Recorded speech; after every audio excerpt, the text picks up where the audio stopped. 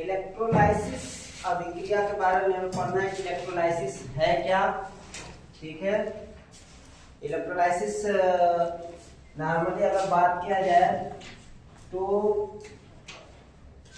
कोई अपघट्य है, ठीक है, कोई यौगिक है, मान लीजिए सब्सटेंस विलयन जो भी है, तो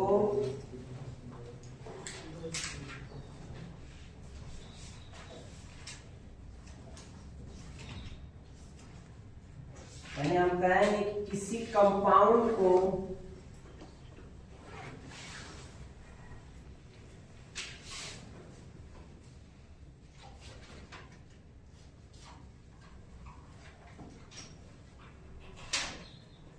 उसके सब्सटेंस या अपघट्य में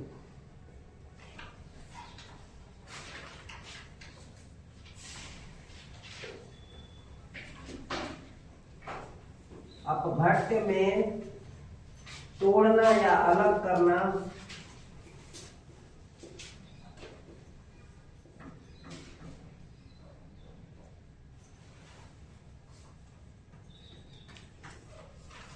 इलेक्ट्रोलाइसिस है। मतलब यह है कि कोई अपघट्य है, यौगिक मटेरियल आपने ले लिया, जैसे मान लीजिए H2O ले लिया हमने, जल, ठीक है, और हम क्या कर रहे हैं कि उसको तोड़ना है, हाइड्रोजन में तोड़ दिया, ऑक्सीजन में तोड़ दिया, तो वही क्या है, इलेक्ट्रोलाइसिस है। और इलेक्ट्रोलाइसिस के लिए हमें करना क्या है,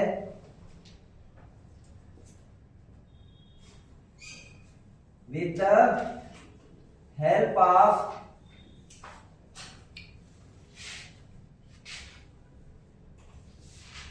डीसी करंट एंड इलेक्ट्रोड,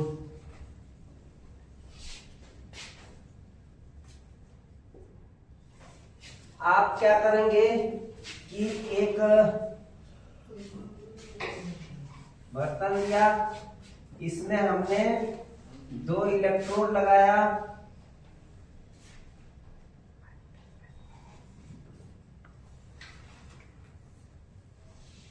और हमने इसमें सप्लाई दे दी डीसी करंट।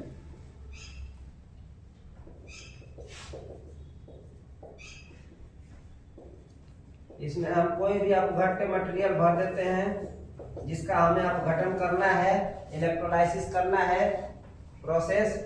तो जब इसमें से करंट हम पास करेंगे, सप्लाई देंगे, करंट पास होगी, जब इसमें करंट पास होगी तो ये क्या होगा, विघटित हो जाएगा।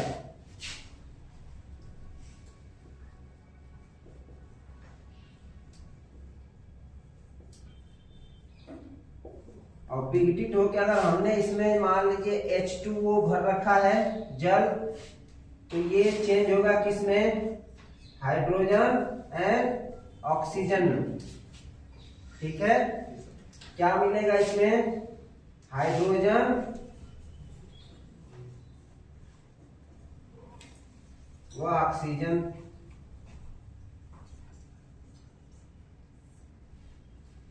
ठीक है, यानी ये 2 में टूट गया, 2 आयन इसके हो गए, टूट गया ना 2 में।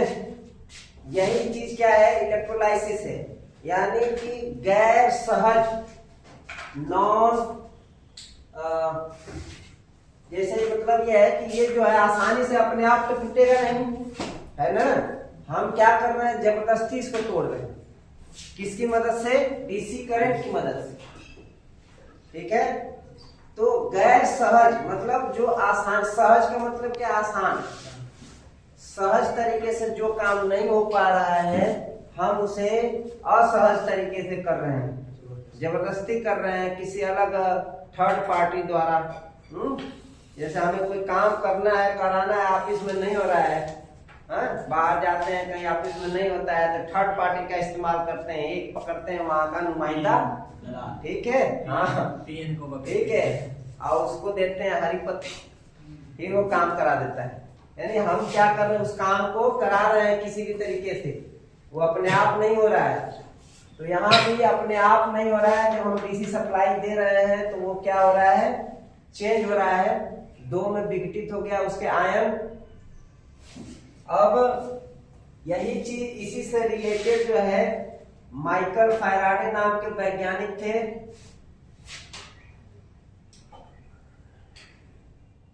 माइकल फैराडे, इन्होंने इलेक्ट्रोलाइसिस का नियम दिया। ठीक है, दो नियम दिए ये क्वांटिटिव यानी आंकिक अंकों में। ठीक है, जिसको गिना दिखाया जा सकता है। तो माइकल फैराडे ने जो नियम दिया, पहला एक नियम दिया जिसको बोला गया कि first law of electrolysis. First law of electrolysis. और दूसरा नियम दिया इन्होंने जिसको सेकेंड लॉ ऑफ इलेक्ट्रोलाइसिस कहते हैं।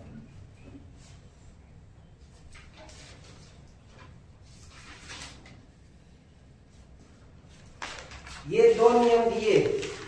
इन दोनों नियम में क्या उन्होंने बताया? तो पहले नियम के अनुसार, फर्स्ट नियम में वो कहते हैं कि जब हम किसी सब्सटेंस से धारा प्रवाहित करते हैं, ठीक है, या फिर हम आवेश प्रवाहित करते हैं, क्या कर रहे हैं? करंट की डेफिनेशन आप पहले जानते हैं। हम करंट कहें या आवेश कहें, Q बराबर IT। ठीक है, यानी हम कह रहे हैं कि हम किसी समय तक हम धारा प्रवाहित कर रहे हैं, कुछ समय के लिए। तो उसमें आ गया करंट। अगर हम कह रहे हैं कि करंट है, कुछ समय तक ट्रांसफर कर रहे हैं उस सब्सटेंस से, इस विलयन से, तो वो चार्ज भी बोल सकते हैं उसको, Q बराबर IT के हिसाब से। तो जब हम किसी सब्सटेंस से आवेश ट्रांसफर करते हैं, तो जितना आवेश ट्रांसफर हुआ उसी के सापेक्ष उस सब्सटेंस का मास, अमाउंट ऑफ सब्सटेंस भी ट्रांसफर होगा। ठीक है, तो इनका पहला नियम अगर कहा जाए कि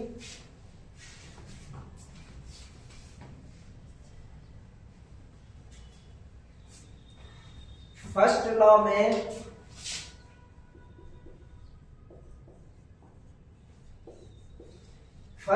में अगर कहा जाए तो इन्होंने ये कहा कि अगर मास m क्या है, मास ऑफ सब्सटेंस या फिर amount of substance,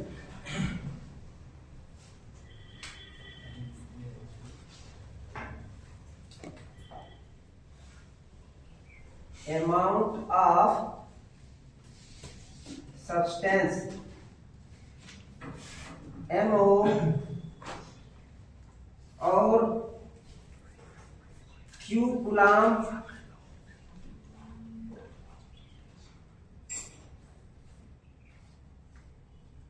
charge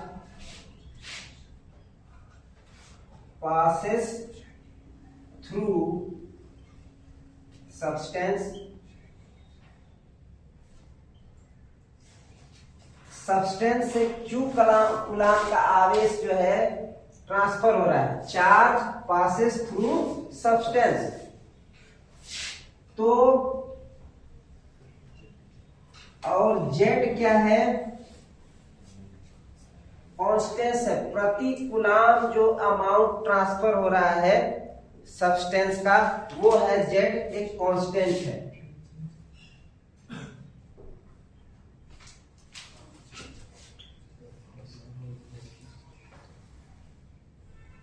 amount of substance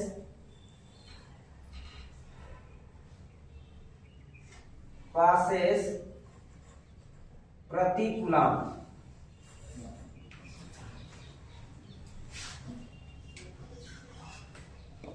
मतलब एक कूलाम में कितना अमाउंट ट्रांसफर हो रहा है वही कांस्टेंट है, ये Z। तब M बराबर जेड क्यू,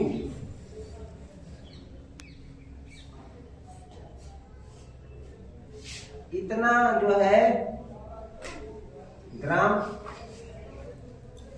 जहां पे एम क्या है, ग्राम में है, ठीक है। जेड क्या है, कांस्टेंट है, पर कूलाम अमाउंट कितना ग्राम प्रति कूलाम, ठीक है, इसका मात्रक हो गया। और क्यू का मात्रक आपको पता है कि कूलाम, ठीक है, या एम्पियर सेकेंड, यही होगा ना, ampere second. Yes sir. Coulomb या एम्पियर सेकेंड। तो जब अगर जैसे कहा है किसी सब्सटेंस से 1 एम्पियर की धारा 5 सेकेंड के लिए पास की जा रही हो, तो पास की जाए और उसका जेड कांस्टेंट जो है, अमाउंट ऑफ सब्सटेंस प्रति कूलाम 2 ग्राम हो, ठीक है, 2 ग्राम प्रति कूलाम ट्रांसफर हो रहा हो, तो टोटल मास ऑफ सब्सटेंस कितना ट्रांसफर होगा, अमाउंट ऑफ सब्सटेंस टोटल कितना ट्रांसफर होगा, तो उस हिसाब से आप m बराबर जेड क्यू के हिसाब से निकाल सकते हैं, ठीक है। जैसे आपको जेड का भी मान दे दिया कि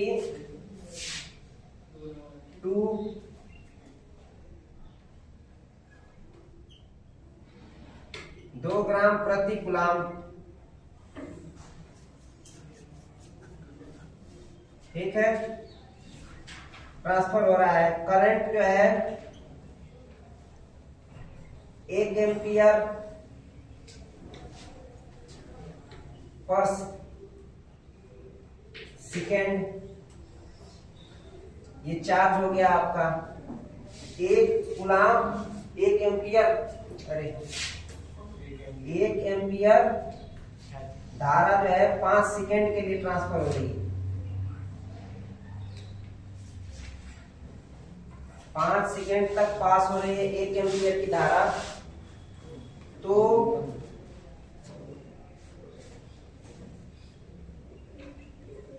टोटल अमाउंट ऑफ सब्सटेंस कितना ट्रांसफर होगा,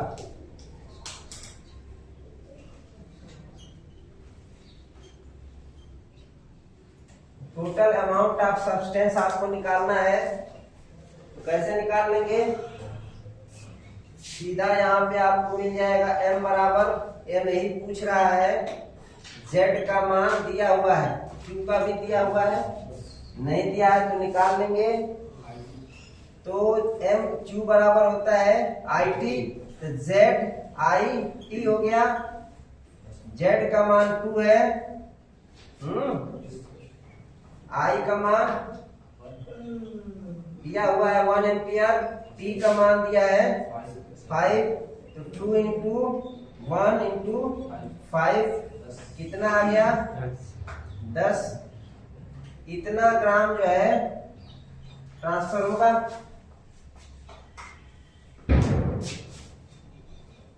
ठीक है, तो पहला नियम इन्होंने माइकल फैराडे ने यही दिया।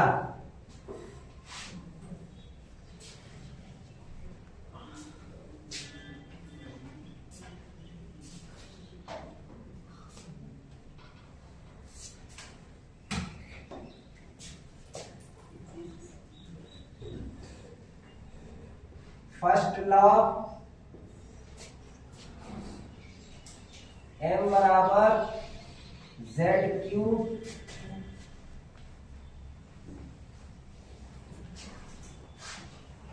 Q बराबर IT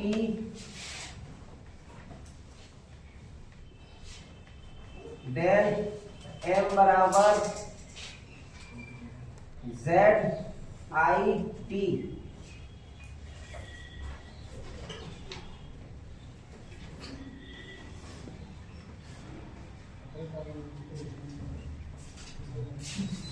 ठीक है, तो m प्रोपोर्शनल क्या हुआ, m प्रोपोर्शनल z और M प्रोपोर्शनल Q, यहां से आप देखें तो M प्रोपोर्शनल I और M प्रोपोर्शनल T। आप अगर धारा बढ़ा रहे हैं, धारा का मान, करंट का मान बढ़ रहा है, तब भी जो है अमाउंट ट्रांसफर जो हो रहा है सब्सटेंस का वो अधिक होगा। आप ज्यादा समय तक कर रहे हैं तब भी अमाउंट ज्यादा सब्सटेंस ट्रांसफर होगा सब्सटेंस का। और अगर प्रति कूलाम आवेश वो कर रहा है सब्सटेंस, मतलब एक कूलाम को कितना ट्रांसफर हो जा रहा है। आप इसमें जल भरेंगे तो कुछ और उसमें कम ट्रांसफर कुछ और होगा, कोई और विलयन भर रहे हैं तो उसकी कैपेसिटी अलग होगी, ठीक है। जैसे क्योंकि उसका कंसंट्रेशन अलग अलग है, पानी का कंसंट्रेशन अलग है। आप H2SO4 इलेक्ट्रोलाइट ले लेंगे, उसका कंसंट्रेशन अलग है, ठीक है। आप आयन ले लिए, उसका कंसंट्रेशन अलग है। गाढ़ापन कितना तेज वो विघटित हो रहा है, ठीक है। तो विघटित कब हो रहा है, ये वो चीज है, जेड वो चीज है, तो उसकी विघटित होने की क्षमता कितनी स्पीड में हो सकता है। कोई तो ऐसा विलयन है कि भाई उसका 5 ग्राम जो है प्रति कूलाम ट्रांसफर हो जा रहा है ना। 1 कूलाम आवेश ट्रांसफर करने का उसका 5 ग्राम ट्रांसफर हो जा रहा है। एक है कि उसका मुश्किल से 1 ग्राम ट्रांसफर हो रहा है, ठीक है। जैसे कोई चीज है, टंगस्टन फिलामेंट है बल्ब का, तो इसमें जो धारा बहेगी 1 एम्पियर पे ये जितना हीट होगा उससे कहीं ज्यादा हीट कोई और मटेरियल होगा जो हो जाएगा। और कोई ऐसा भी होगा जो उसमें 100 एम्पियर देंगे तब भी इतना हीट नहीं होगा। तो सबकी कैपेसिटी है कि करंट पर कितना उसका बिहेवियर होगा, वैसे इसका बिहेवियर है कि मतलब ये जेड जो है कितना अमाउंट ऑफ सब्सटेंस जो है पर कूलाम कितना ट्रांसफर हो रहा है, ठीक है। एक यूनिटी ही जो है कांस्टेंट में बनता है। जैसे आप रेजिस्टेंस में भी देखे होंगे, हर जगह कांस्टेंट का मतलब समझते हैं, ठीक है। अब दूसरा रूल, दूसरा जो नियम है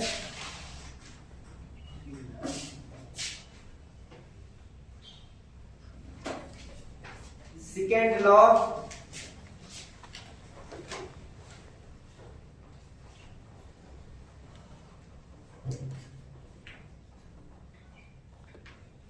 सेकेंड लॉ दूसरा नियम अगर हम बात करें इलेक्ट्रोलाइसिस का, तो इसमें क्या है कि फैराडे ने ये कहा कि अगर आप जो है 3 अलग अलग सब्सटेंस यूज कर रहे हो, ठीक है, अलग अलग आप यौगिक मटेरियल यूज कर रहे हैं जिसमें से धारा हम पास कर रहे हैं, करंट पास कर रहे हैं, ठीक है, और सेम करंट सभी सब्सटेंस से पास हो रही हो, तो क्या होगा, इससे रिलेटेड उन्होंने नियम दिया, ठीक है।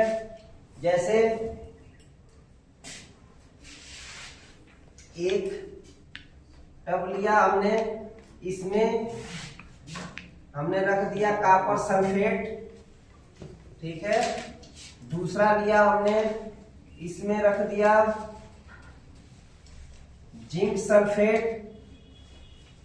और तीसरा हमने लिया, इसमें रख दिया सिल्वर नाइट्रेट, ठीक है। तीनों में हमने रखा और तीनों में हमने इलेक्ट्रोड लगाया,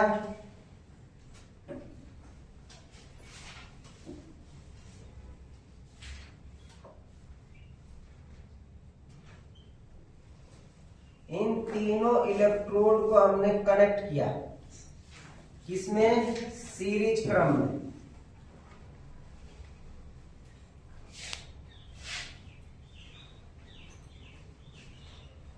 तीनों कनेक्ट हो गए। इसके बाद इसे ऊपर लिख लेते हैं, थोड़ा जगह कम पड़ेगा। जब हम तीनों को ऐसे जोड़ लिए, अब यहां पे हमें क्या करना है कि सप्लाई देनी है,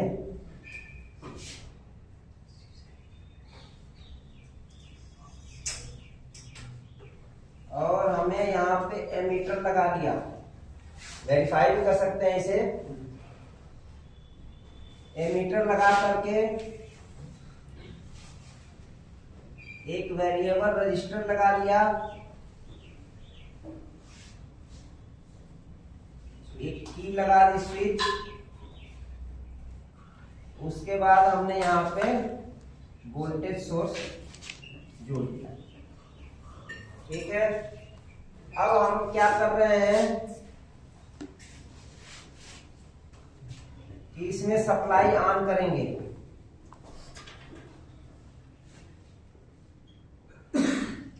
जब हम सप्लाई ऑन करेंगे तो करंट पास होगी।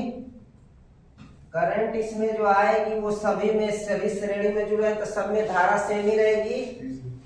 तो जो करंट यहाँ पे है वही करंट यहाँ है, वही करंट यहाँ पे भी है। सभी में जो करंट जा रही है वही सेम है। तो यही बात कर रहे हैं कि जब अलग अलग सब्सटेंस हमने ले रखा है, ठीक है, CuSO4, ZnSO4, LgNO3, और सभी में से अगर सेम करंट हम प्रोवाइड करें, इक्वल धारा प्रवाहित हो, तो उसमें से जितना सब्सटेंस इसका ट्रांसफर होगा अमाउंट, ठीक है, उसका जो है रेशियो किसके होगा, प्रोपोर्शनल में इसके होगा। ठीक है, जैसे कि अगर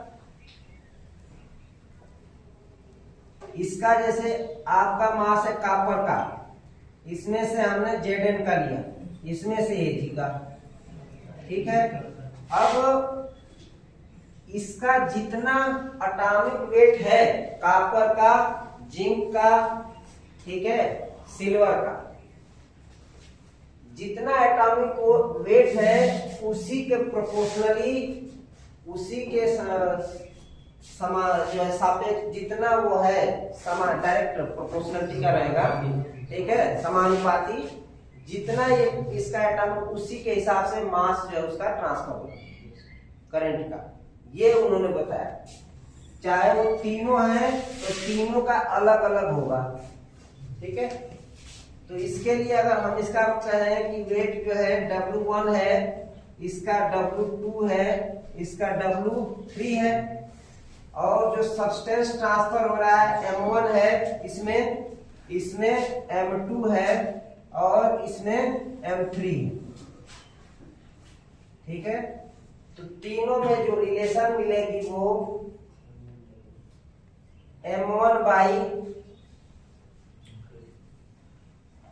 W1 बराबर M2 बाई W2 बराबर M3 बाई W3।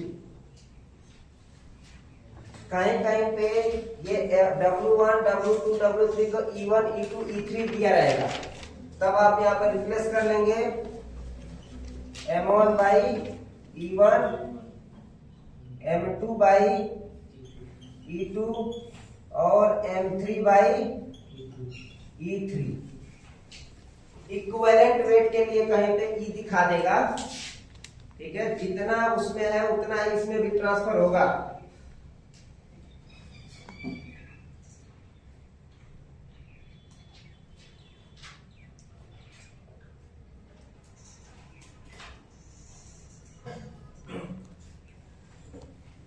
दो रहेगा तब क्या होगा,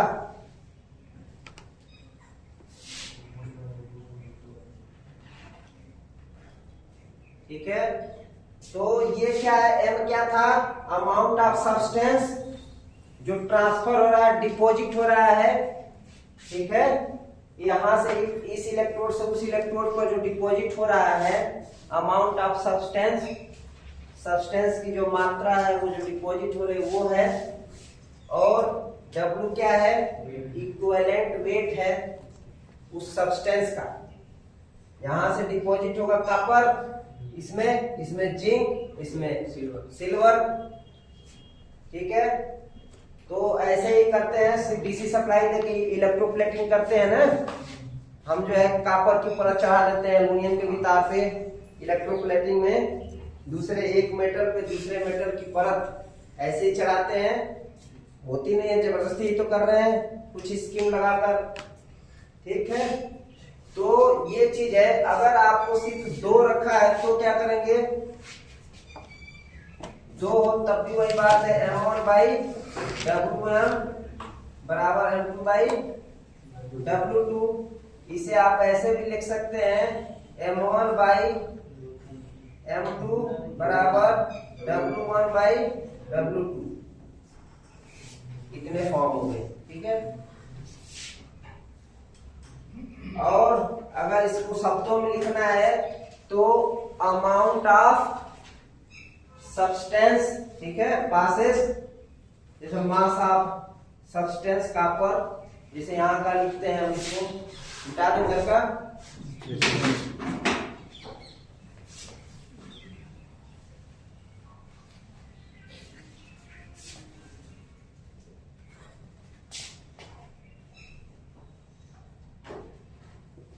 मास ऑफ या अमाउंट ऑफ कॉपर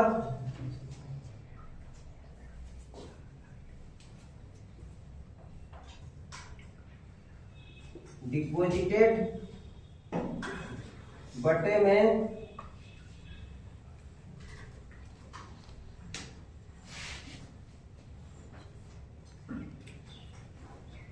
इक्विवेलेंट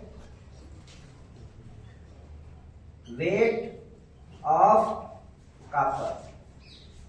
ऐसे इनके लिए भी होगा, इतना बराबर मास ऑफ जिंक डिपोजिटेड बटे में इक्विवेलेंट वेट ऑफ जिंक। उसके बाद ऐसे इसका हो जाएगा mass of Ag deposited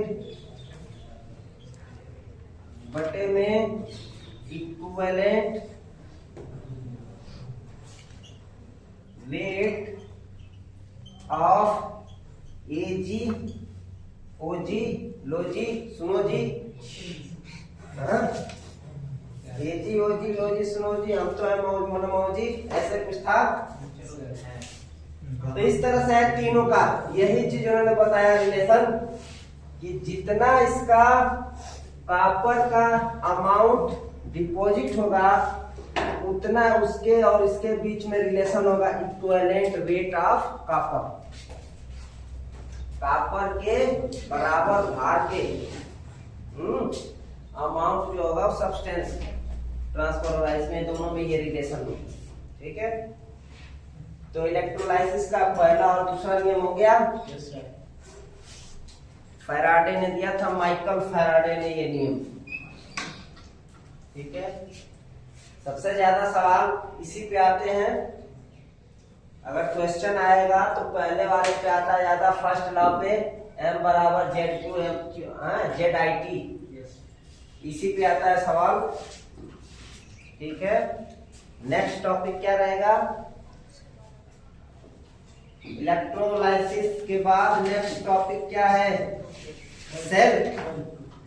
cell और बैटरी, सेल के बारे में पढ़ेंगे, ठीक है, नेक्स्ट क्लास में।